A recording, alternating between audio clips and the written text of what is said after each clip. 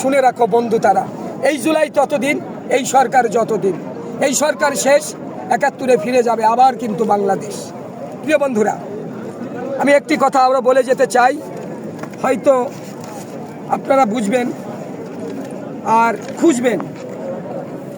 এসো হে নবীন কোথায় তোমরা জড়ো হও একসাথে, দিয়েছি।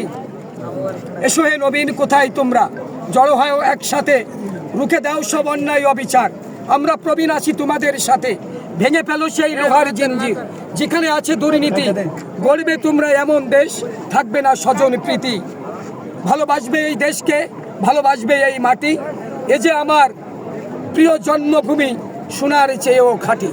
প্রিয় বন্ধুরা, জীবনের থেকে, আমার একটা কবির থেকে এই দেশের 18 কোটি মানুষের জীবনের মূল্য অনেক বেশি। আমি এক কবি চলে গেলে কিছু যায় আসে না, কিন্তু এমন একটা রাষ্ট্র চাই যেখানে হাজারো কবির জন্ম হবে আমার মৃত্যুর পরে।